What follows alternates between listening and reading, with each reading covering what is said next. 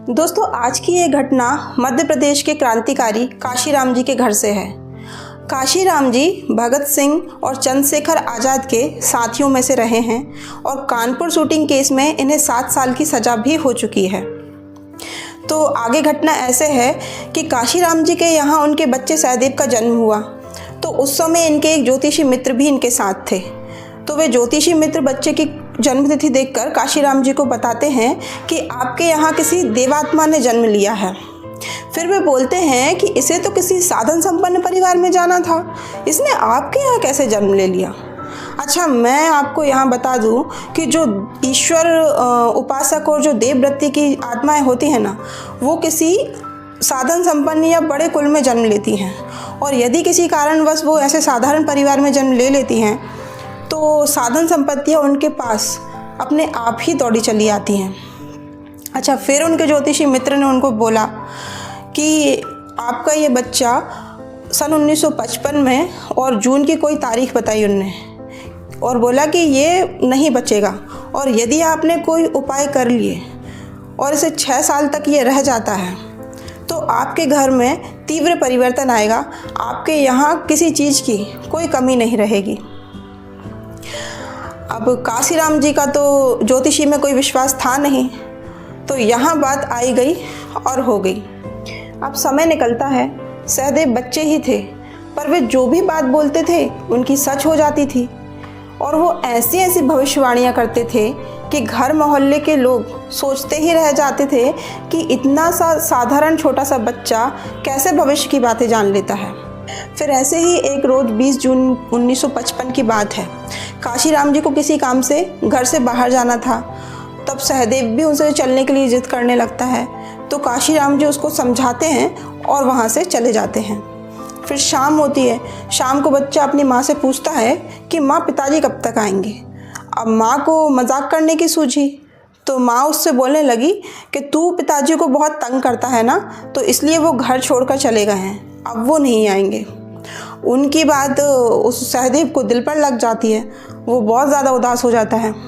देखो, बच्चे क्या होते हैं ना, बच्चे बहुत सेंसिटिव होते हैं, उनके इमोशंस का पेरेंट्स को ध्यान रखना चाहिए, पर कई बार हम पेरेंट्स ऐसी गलतियां कर देते हैं। इसके बाद जब काशीराम जी घर वापस आते हैं तो सहदेव दौड़कर आता है और आकर अपने पिताजी से लिपट जाता है और रोते रोते कहता है कि पिताजी, मैं आपको बहुत तंग करता हूँ ना, आप ये घर छोड़कर मत जाना, मैं खुद ही ये घर छोड़कर चला जाऊँगा।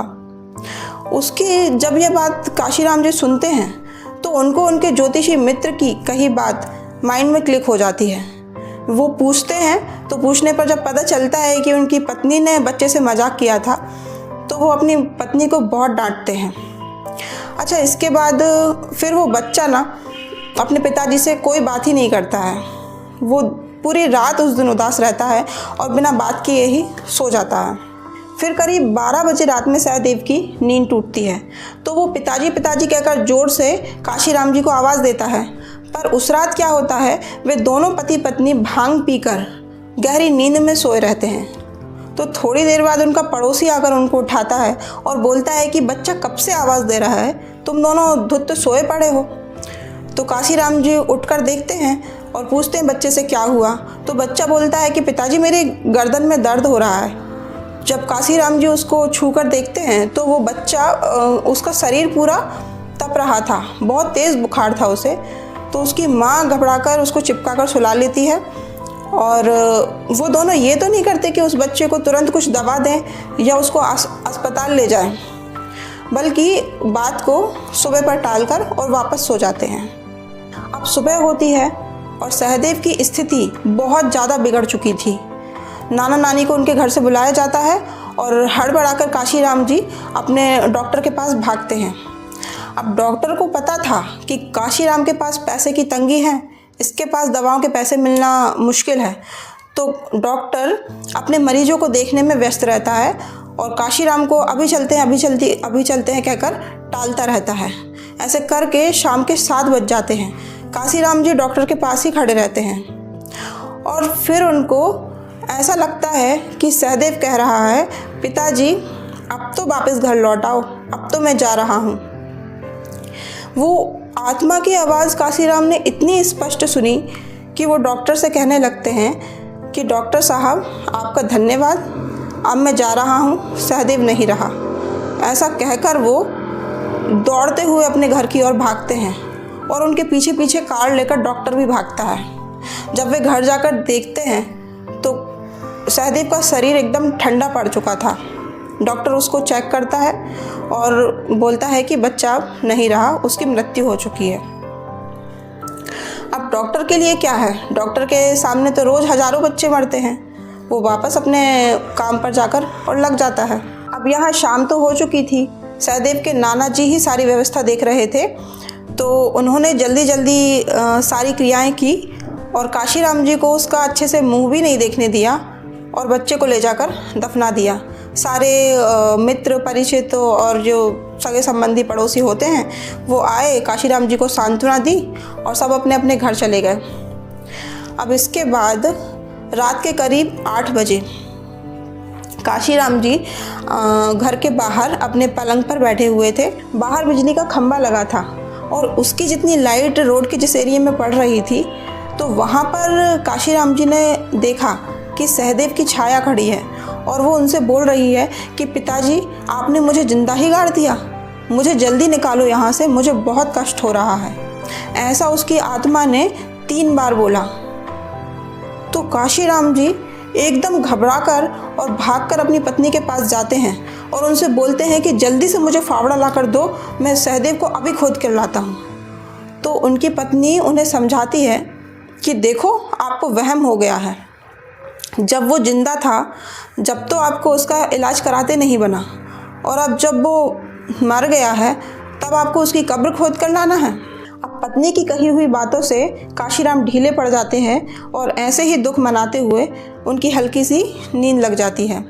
पर वे जैसे ही सोते हैं वापस उनको सहदेव की आवाज़ सुनाई देती है कि पिताजी मुझे जीवित गाड़ दिया है, मुझे यहाँ से जल्दी निकालो, मेरा दम घुट रहा है। काशीराम की नींद टूट जाती है। काशीराम वापस सोए तो वापस वही आवाज़ आए। ऐसे करके वो सहदेव की आत्मा सारी रात अपने पिताजी के आसपास घूमती रही, उन्हें जगाती रही, उन्हें संदेश देती रही। पर काशीराम एक तो खुद का अविश्वास और कुछ अपनी पत्नी के कहे हुए शब्द, वे बेचारे कुछ नहीं कर पाए। इसके बाद सुबह के 4 बज जाते हैं और सहदेव को मरे हुए करीब 24 घंटे हो जाते हैं। तब सुबह के 4 बजे उनको वापस वही आवाज़ आती है कि पिताजी मुझे यहाँ से जल्दी निकालो, मुझे जीवित गाड़ दिया गया है, मेरा दम घुट रहा है। अब काशीराम हड़बड़ाकर सहदेव की कब्र की ओर भागते हैं और वहाँ पहुँचकर हाथ से खोदने लग जाते हैं। फिर वे वापस अपने घर जाते हैं और वहाँ से फावड़ा लेकर आते हैं और सहदेव की कब्र खोदने लग जाते हैं। अच्छा, इतने में घर के मोहल्ले के लोग सब उठ जाते हैं और उनके पीछे भागते हैं कि काशीराम पागल हो गया है। जब काशीराम जी ने कब्र खोद कर अपने बच्चे को निकाला तो उसे देखकर सभी हैरान रह गए, क्योंकि वो बच्चे की बॉडी अभी भी गर्म थी। उसकी सांसें तो नहीं चल रही थी, लेकिन उसकी कनपट्टी के पीछे की नस फड़क रही थी। उसे देखकर अलग पता चलता था कि बच्चा अभी कुछ देर पहले तक जिंदा था। वहाँ सभी लोग इकट्ठे हो गए और सभी लोग आपस में बातें करने लगे। कुछ लोगों ने तो उसकी फ़ोटो भी ली, पर किसी को यह नहीं सूझा कि जाकर डॉक्टर को बुला लाए। काशीराम जी ने उसकी बॉडी को उसकी नानी को दिया और खुद भाग कर गए डॉक्टर को बुलाने के लिए। ऐसे ही भागा दौड़ी में वहाँ पर एक तांत्रिक आता है और तांत्रिक आकर उस बच्चे को देखकर बोलता है कि मूर्खों, तुमने एक बच्चे को जिंदा ही गाड़ दिया। उसका इतना बोलना था कि वो बच्चा उठता है और उठते ही खून की उल्टी कर देता है और उसके बाद सदा के लिए वो उस संसार से विदा ले लेता है। इसके बाद यह घटना काशीराम जी ने स्वयं लिखकर अपने एक मित्र के द्वारा पांडिचेरी के अरविंद आश्रम की संचालिका श्री माँ को भिजवाई और एक प्रसिद्ध साहित्यकार बनारसी दास चतुर्वेदी जी के आग्रह पर उन्होंने इसे नई दुनिया को भी भेजा और 3 नवंबर 1968 के अंक में यह संस्मरण प्रकाशित भी हुआ था।